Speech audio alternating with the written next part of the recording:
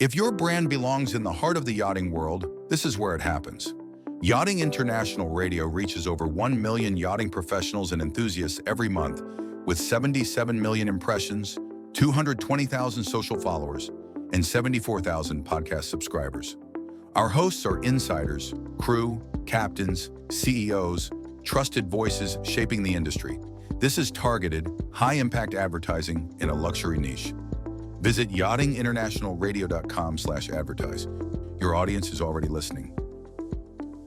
Christina, welcome to Yachting USA, and thank you for the hospitality. Of course. Good to be in your offices here this morning. Thank you, yes. So this is interesting because we're here to talk about a potential or real class action lawsuit against Safe Harbor Marinas. That's right.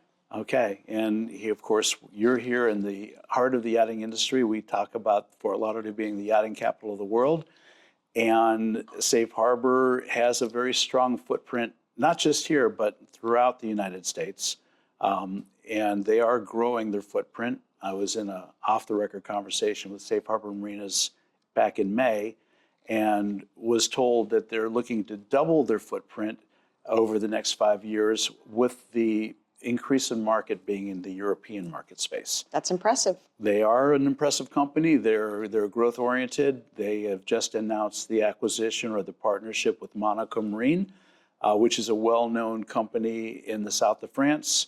So Safe Harbor is definitely, they're a presence in our industry. They're a force to be reckoned with. I think they're necessary for our industry and the services they provide and the infrastructure that is part of their program. But at the same time, I continue to ask the question on this program, you've heard it before, are all these M&As healthy for our industry?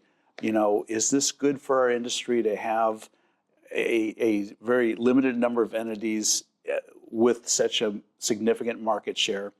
And Safe Harbor and OneWater and MarineMax and others kind of fall into that group. And so this conversation is not new, and it's something that I do want to continue, and I'm pleased and honored to be able to be here with you today. Thank you. Well, you raise a very good question, because obviously the consumer focus is what I'm looking at things through, and we want to make sure that the consumer always has choices. When a consumer doesn't have choices as to where to go for whatever the service or the product is, that's when problems can arise. You can get deceptive practices, you can get coercive policies. Things are done in a different way because there's not a risk that the consumer might go across the street or to another vendor. So that's why we have the class action lawsuits. That's why there's consumer protection laws, and that's obviously my focus. Perfect. So now you're a partner with Kelley and Uustal. That's right. And Kelley and Uustal is a firm that's not just located here in Fort Lauderdale. You've got a couple other offices around the country? We actually litigate nationally all over the country. Okay. So we have a lot of partnerships with other local firms in various jurisdictions. Right. We litigate a number of cases in jurisdictions like Las Vegas, Nevada, Chicago. I just had a case in Illinois myself. We have cases all over the country, Boston. I mean, seriously, we litigate wherever we need to go. I had a class action that I filed in Georgia. So, and historically, myself, in my 10 years here at Kelley Uustal, I've litigated all over the country as well. Perfect. And to be clear, Christina, today, we're not litigating here on microphone. We're here to inform the public about what this lawsuit alleges and really how class action lawsuits work. Sure, absolutely. That sounds fair. Perfect. Good. A little bit about your background in all of this. I'd love to hear it. I'm sure the people that are following the show would love to hear this. Of course. I've been litigating for about 30 years. I've been here at Kelley Uustal 10 years, like I said. I have a focus on commercial cases, complex commercial cases, and class actions. I've done some key TAM work, which is when the government has been overcharged or deceived into paying billing practices. I've done some of those cases. But primarily, it is complex litigation, construction, breach of contract, any kind of business tort. And I am board certified here in Florida in business litigation. Okay. I've had that certification for over 10 years as well. So I really enjoy litigating. I like being in the courtroom. I like to take on big corporations when necessary, and I like representing consumers who a lot of times don't have by themselves enough power but together they can yield a bigger weapon. So that's kind of been my focus and my passion. What motivated that passion? Where did that come from? I don't know. I started as a defense lawyer, and I represented a lot of really big corporations in my first 10 years of practice. And I didn't like that side of things, and I felt like you need to have really strong litigators, especially women litigators that can bring another aspect or another view to the plaintiff side of fighting a big corporation or whoever you're up against. And so I kind of got involved from that point, and then I kind of got to know John Uustal and decided that that was going to be a good mix for us. So that's how I kind of went into that area. That's fascinating. That's cool.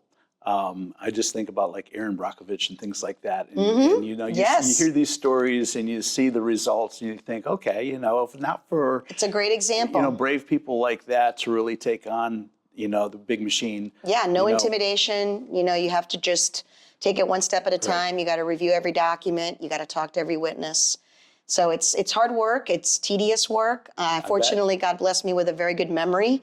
All right. So I can really, you know, kind of absorb and keep it all in here. And I do that in every case. We all have our gifts. That's right. So before we get into the specifics of the Safe Harbor Marinas, talk to us a little bit about class action lawsuits in general. Why would we do it? What's the upside? What are the challenges? Yeah, I think the upside, as I indicated, is it's a way to maybe cases have a small damage involved, or it's a case where just one person complaining about something might not get as much attention. And when you group everybody together for that same practice or that same method of doing business, and you can attack that or challenge that as a class, you get the kind of power you need. You can afford the litigation. Litigation is very, very expensive. Yeah. And, you know, for an individual to afford to hire a law firm to do a case is very, very difficult. And so when you have a class action system in place, then that cost and that can be shared amongst the entire case, as well as the power that you can pack a punch going forward. The challenges, obviously, from a legal standpoint, I think it's more and more difficult in the courts and the legal landscape that we're dealing with to get classes certified. The other thing that's happened is big corporations have become more and more likely to have an arbitration clause in their contracts, and they've gotten better at writing their arbitration clauses. And so it's harder and harder to have class actions. There's also something called a class action waiver. I've been a big proponent of limiting the ability to use a class action waiver in consumer contracts, because, you know, if every cell phone provider puts in a class action waiver, then there's no choice for the consumer. There's only a handful and they all have it. So that means that a consumer can never bring a class action. So if a cell phone provider or a company has a thing that only costs or charges the customer some deceptive charge of $100, you know, what individual customer is going to take that on? Right. So class action waivers in the consumer environment really should not be allowed. But for currently, we're dealing with that. I'm battling it in the courtroom whenever I can.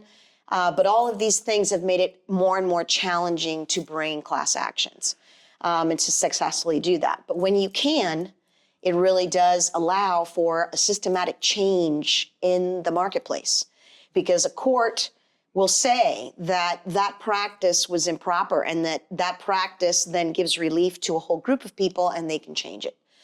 Just to give you a couple of examples, one of the industries that I took on for about 10 years was bank overdraft charges. And so we were able to successfully, some were certified and some were settled, but we were able to do practice changes where, you know, very large bank agreed for a period of at least 5 years to forego this certain kind of, it's called a secondary overdraft charge, where the overdraft stays in the bank, the account stays overdrafted for more than 5 days. They would give you another overdraft charge. It accumulates. So, yes, and so that we got them to stop that, and we have since then, through other efforts, they have abandoned that. And banks, because they were sued by us and other law firms on this, they have now changed their overdraft policies in a lot of ways. And even some banks are using that as marketing. Hey, we don't charge overdraft fees. There you go. So it really changed a lot of consumer practices. So class actions can work. In the mindset of lawsuits and class action lawsuits, and intent and purpose. Safe to say, you're not going after businesses to take out or destroy or damage the business per se. No, not at all. You're looking at practices that are perceived, real or not unreal, to be determined, to be either unfair or disproportionate or just deceptive, whatever, misleading. It could be any right. of those, correct. So you're really looking to change the demographic of the contract, change the experience that the consumer has by calling out perceived bad behavior and Right. trying to affect that kind of change. Yeah, and most states have protective laws, usually an Unfair and Deceptive Trade Practice Act. Florida has one. South Carolina, where we are, has one. Most states have them, and they're in place for that purpose. There are consumer protection laws. And so when we couple that with the class action technique or method, you can really accomplish great change, and you can do things for the consumer that you might not be able to do one-on-one. In South Carolina, however, that act is an individual act, so the individual must bring that. But Rhode Island, Florida, there's lots of states where they encourage it to be brought as a class and to be used, that statute to be used as a class. Okay. So it can happen in different ways. But yeah, the focus is not to hurt the defendant financially to the point where they can't operate anymore. To the opposite, it's to, we know that they have a lot of business, they have a lot of consumers and customers, and we want them to realize that this is happening. And if it's happening intentionally, we want to force them to make changes to the way they're doing things. Perfect. So let's dive in a little bit. What triggered this particular case? This particular case was triggered by a contact that was made to me by a vessel owner in, it's actually a Fort Lauderdale, Miami vessel. Charter business, was returning from New York to Florida after some charter business and broke down near South Carolina, near Charleston, and was brought into that marina, Safe Harbor Marina there. And the story that transpired from those transactions led us to the conclusion that the policies and practices that basically they were following was coming from the home office. And this is all in our complaint, in our lawsuit, that this was, hey, this is what corporate says, this is our corporate policy.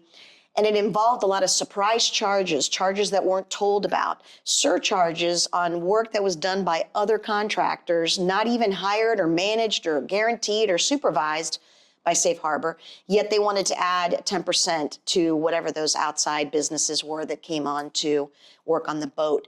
And, our client was just outraged and complained, and still these surcharges showed up on the final bill, and it was like, hey, well, you might dispute them, but you have to pay them if you want your boat back. So it just became a very, distasteful, problematic, and, unfair situation to the point where he felt very deceived. And the company, it's a charter company, their representatives contacted us. And then we began talking to other clients, the potential clients that we knew, that we thought could be good witnesses, and people in the industry, boat repair shops in the vicinity, to find out whether they had any experience with being surcharged. And we've spoken to a lot of witnesses, we've done a lot of investigating, and we have learned that this is not an isolated situation. This is very emblematic of what happens with customers around the country that use Safe Harbor Marinas. Right. And I've received, I think I've mentioned, already that we've spoken to not only boat vessel owners, but people that work in the industry from all types. Absolutely, and that's not horribly surprising, and it probably goes beyond Safe Harbor Marinas. There are other shipyards that have similar practices that I'm aware of.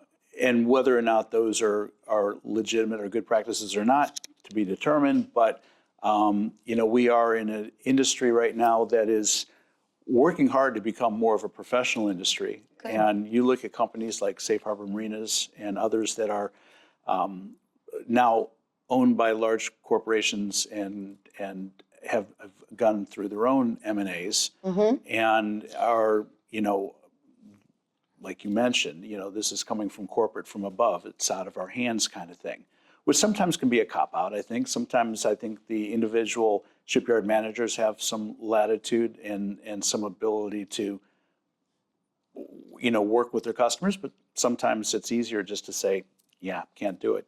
They say so. Exactly. Right. Exactly. And you wonder, whether a lot of these procedures and policies, have existed for a long time, whether they're newly instituted after they were acquired by Safe Harbor because they have grown so quickly. Yeah. But nonetheless, now that it's all part of one organization, they're responsible for what happens at each location. 138 marinas. That's a lot. In 24 states? Correct. Right, so, yes, and like I indicated to you, some of the people that we've talked to vessel owners in Rhode Island, quite a few from various of the Safe Harbor Marina locations, Massachusetts, Detroit, Florida, West Palm, Fort Lauderdale. We've talked to a lot of vessel owners who have reported very similar situations where, there were surprise charges, where I think I had one customer who was charged to prepare an invoice. And that was after the fact. They were told, oh, by the way, you owe us $400 for preparing an invoice. So there's a lot of customers that have called us saying, that, they didn't tell me this, and I never agreed to this, and then they expect me to pay it. So, it's that kind of deceptive type of practice, lack of communication on the front end, lack of clarity in any of the documentation that's being given up front. These are the things that we are focused on in our lawsuit, is addressing that lack of clarity. And the question is it's deceptive, it's misleading. Is that intentional? Is it, accidental? Whatever it is, the customer doesn't know what they're getting into, and that's just not right. Right. Now, in my own prep leading into this conversation, I had a couple off-the-record conversations, and I had a couple captains say, well, buyer beware, they should read their contract before they sign it. And of course, I think that's a legitimate comment that you are going into any shipyard. You should understand the terms and conditions that apply for that shipyard. But that said, if things like those environmental surcharges are not clearly identified, if a surcharge on third-party materials is not clearly identified, if any of these things that you're mentioned are not, when you charge a administrative fee to write an invoice or a proposal, I'm sorry, in my world of business, that falls under your basic G&A overhead costs, and that's normally baked into your basic fees, your hourly fees, and your basic invoice. So I would find that, from my own personal and professional experience, a little bit offensive, maybe. I don't think I'd want to pay for somebody to write the invoice I have to pay. Right. So and I kind of get that. That's where you start getting that, burn under your saddle. Yeah, and some of these people already have kind of a dockage agreement with Safe Harbor that, they live in the area, they have a boat, they want to dock their boat, keep it at the marina. And so they have a contract in place, and then something might happen, something breaks. Oh, well, we have somebody we can give you an estimate. And okay, that's too much money, I'm not going to do it. Oh, well, you owe me $400. And you're like, well, I don't want to pay that. You're stuck because like that particular customer indicated, well, they told me if you don't like it, get your boat out of here. Right. And he lives in a location where they're all Safe Harbor Marinas. So, he doesn't really have much of a customer choice. He had to pay it. Right. So that's the kind of thing that, we want to dig into, not only here in this South Carolina lawsuit, but, as I talk to more places, there may be the need to expand our litigation to other locations. Well, it goes into the conversation about the upside or downside of such large expansion of a single entity. So if you're going to own the market, then I think you have to reconsider your business practices to make sure you're being fair to the market. Because if you've taken away the choices to have an alternative location to do business or to park your boat, well, then that should fall into consideration. I would not disagree with that. But we're early in the case. We've just filed the case. We're just getting started, and I'm sure we're going to have lots of new things that we'll learn, things that they'll learn, and that's part of the discovery process. Yep. And we'll see where things go. Okay, that's fair enough. Something you mentioned I thought would be worth putting on the table is this splash for cash thing. Okay. On the outside, I know that anybody that's not in the industry that's listening to that, you would think, oh my goodness, that is so unethical or wrong or whatever. But Sure.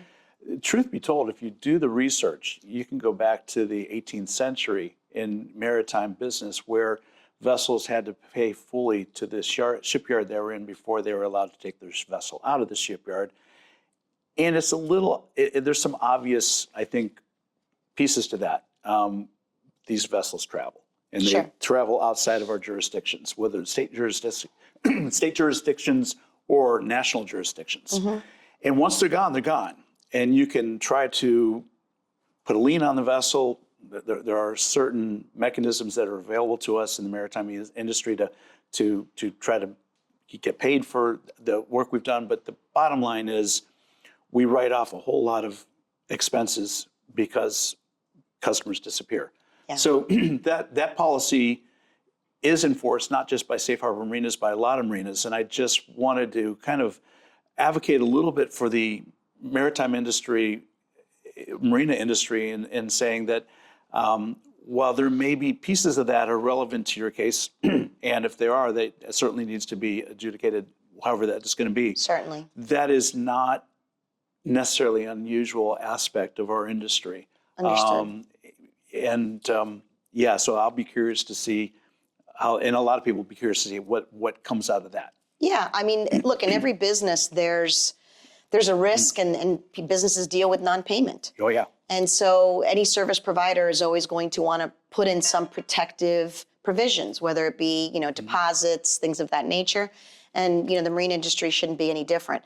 I understand that here there's some mobility involved, and there may be some geographic reasons why you want to do that.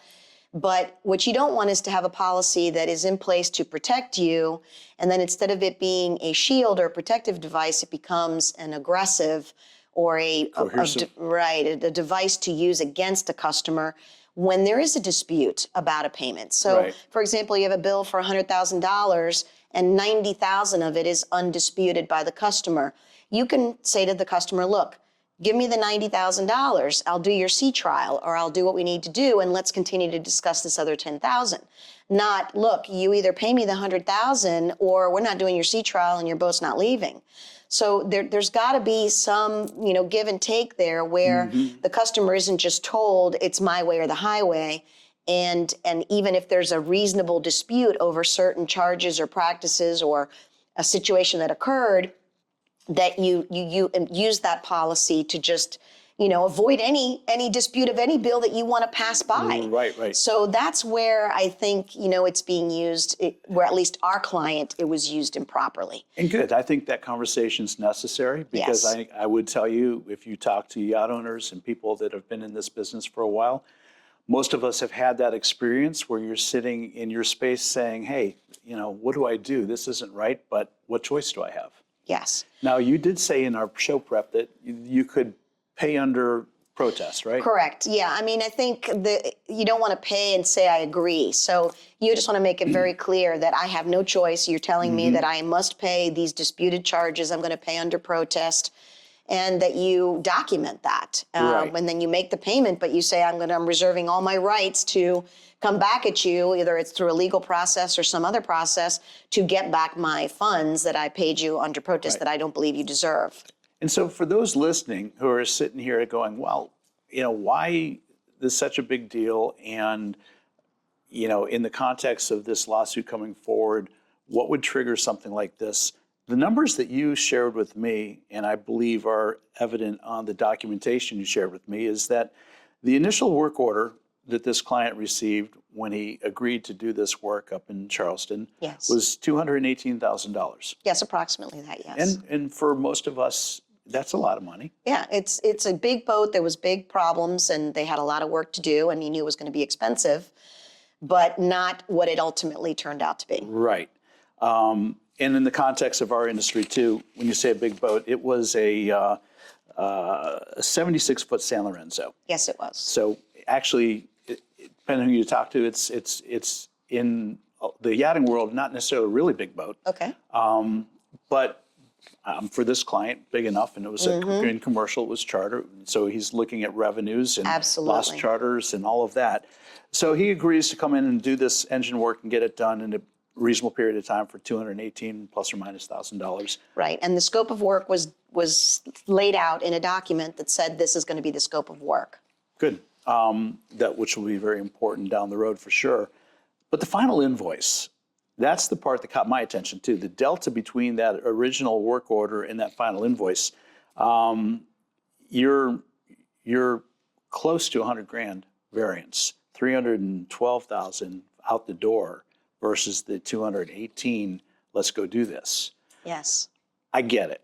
Yeah, and a big part of that. Use that in any whether you want to add a zero or take a zero away from that in any financial transaction. When you see that much of a difference between what you're expecting and what you ultimately end up, especially when the scope of work really has not changed. That's important. And that's right. Really important. So there were a few things that were brought up, and those minor things maybe can account for 10-20% increase, but the scope of work generally stayed the same.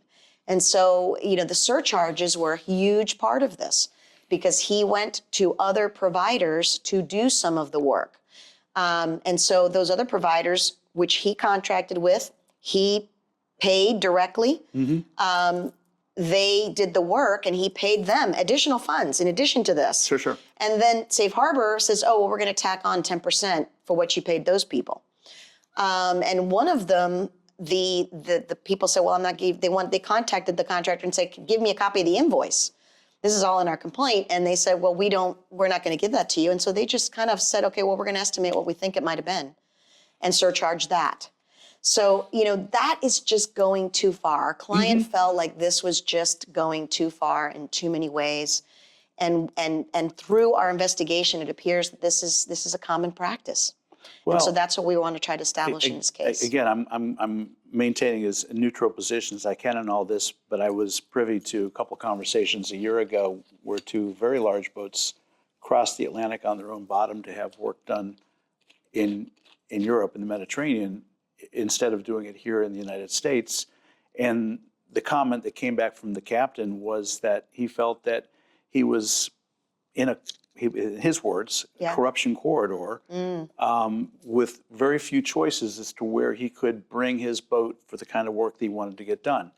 And as a U.S. yachting entity, I listen to that and I think about that and I say, wow, that's not good for anybody in our industry because those boats going across the pond to get that work done over there means that there's man hours that didn't get billed here for people that are employed to be working on these boats. There's materials that were purchased in Europe rather than the United States. The revenue and the impact the vessel has when it's here in the United States. Absolutely. Crew provisioning, all of that. They're economic machines, and you don't want to push those boats across the pond. If Absolutely, we need to keep them here. Right. So good business practices, good shipyard practices help ensure that happens. Totally. Can you talk a little bit about what's being claimed in legal terms? We've talked about in general, but when you're bringing this lawsuit, there are legal specifics that you're going to point to say this is the problem, this needs to be addressed. Right. So the theories of recovery here are both statutory and common law. So our common law theory is what's called an unjust enrichment, basically that they're making money unfairly. And that we conferred a benefit to them, they conferred a benefit to us, but they don't match up. We gave them more money than what they gave us, so they've been unjustly enriched. Okay. So that's kind of the common law theory. And then the other theory is the statutory violation, which is we have a statutory violation which alleges that they have deceptive and unfair trade practices in violation of South Carolina law. And lastly, a breach of contract, which is we made an agreement based upon this scope of work, and now you're not honoring the agreement that we made. Does that fall under the breach of good faith and fair dealing as well? Yes, in every contract in most states, definitely in South Carolina, definitely in Florida, there is an implied covenant of good faith and fair dealing. So that you make a contract, we don't have to put in there, we're going to act fairly with each other. We're not going to lie to each other. So all those things are kind of implied into every agreement. The law presumes that. So if you're telling me something or writing something in your agreement, we're going to presume it's in good faith and it's fair and that you're treating us fairly. So if you don't, then that is also can be dealt with as part of a breach of that agreement. You can breach the express terms and you can also breach the implied terms. Right. So all of those are the technical claims.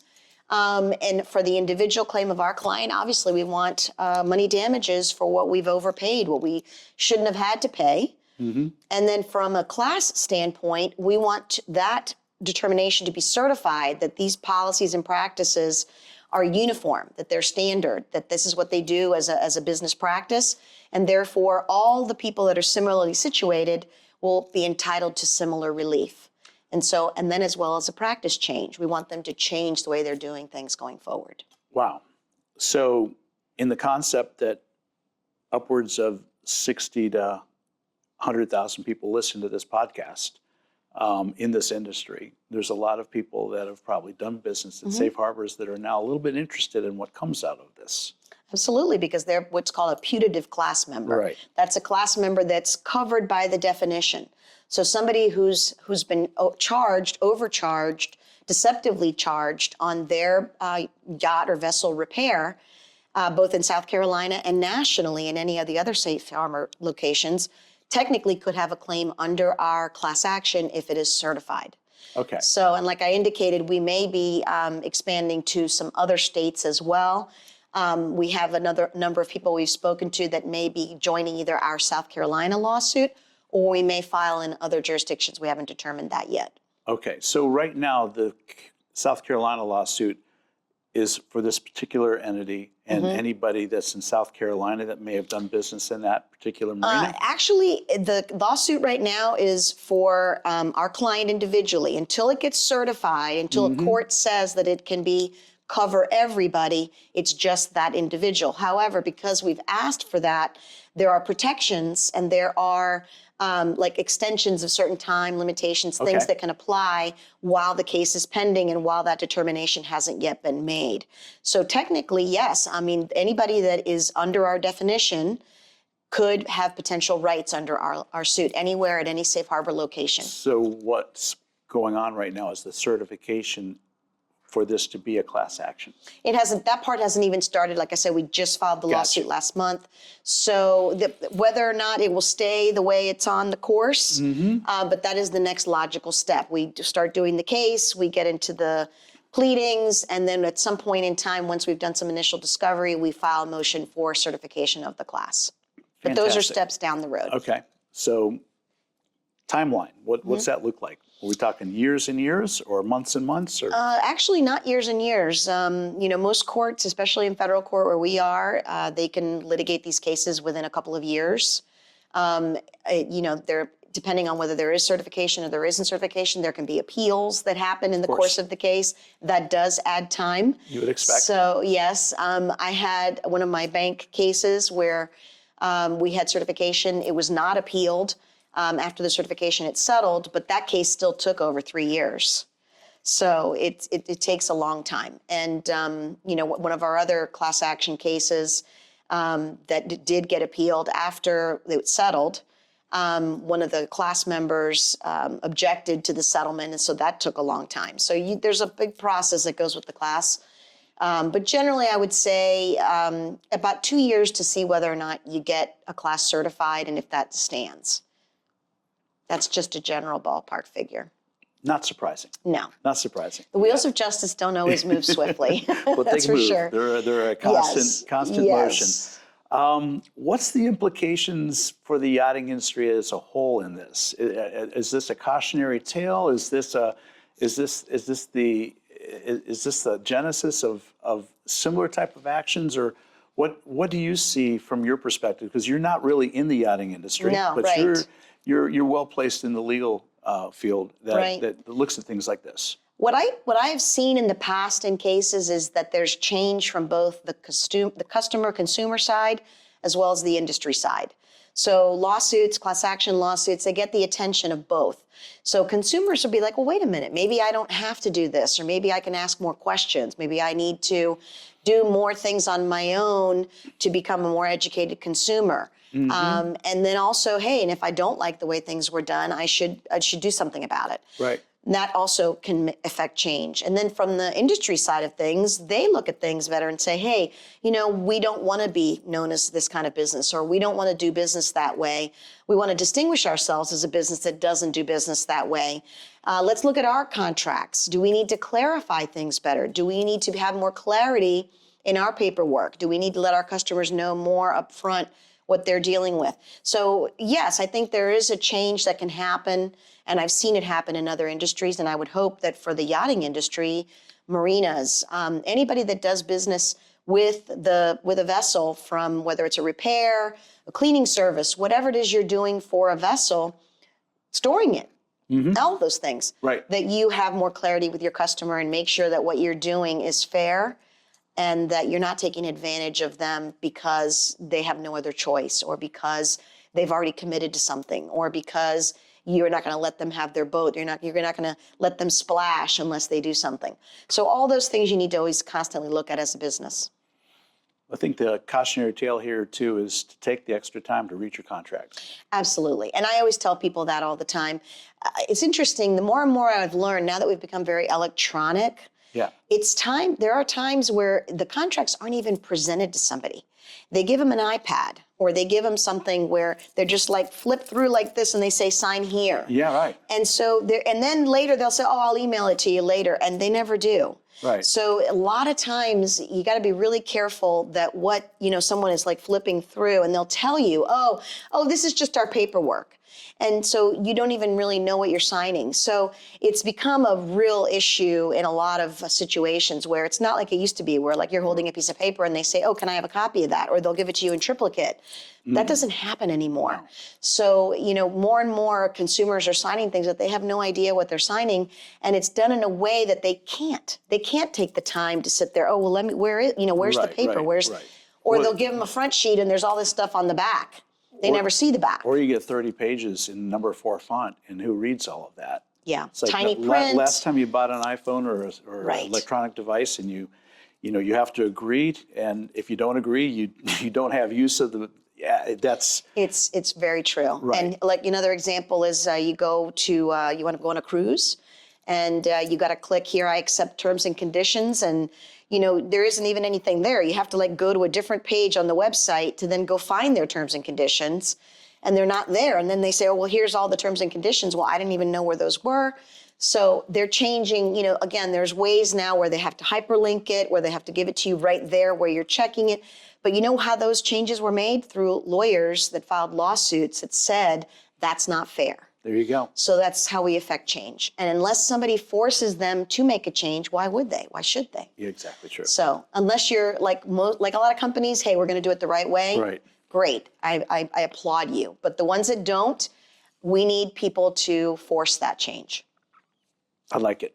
Yeah. Well, Cristina, we're going to keep following this case. I think Okay. in our industry, it's important that we pay attention to these Great. things. We look at the transparency of our transactions and the way we conduct business with each other. Absolutely. The yachting industry, I think, is an amazing industry. It's constantly evolving as a professional entity. I mean, when I got into it over 40 years ago, it was truly a cottage industry, and it's grown up a lot in the last couple of decades. And I see a propensity for getting better for across the board for all sectors of our industry. I think we're all looking to do things at the highest level we can. Good. Our clients are at the highest level that you can imagine, and they're expecting excellence and exceptionality from us. So hopefully this is going to be something that resets the paradigm for how things are done in shipyards. We'll pay attention to how we treat our Terrific. clients, Yes. and something out of this situation perhaps will create some improvement. I hope so. Yeah. I always strive for that. And litigation in general brings about change. And so I appreciate you putting this in the highlight here and giving us some attention and time. And look forward to continuing to talk to you as the case develops. Well, it's my pleasure, Cristina. Thanks for having us, and thanks for joining us. Absolutely, and, my pleasure. We'll follow up in the future with you. Okay, thank you. All right. And until the next time, I'm out of here.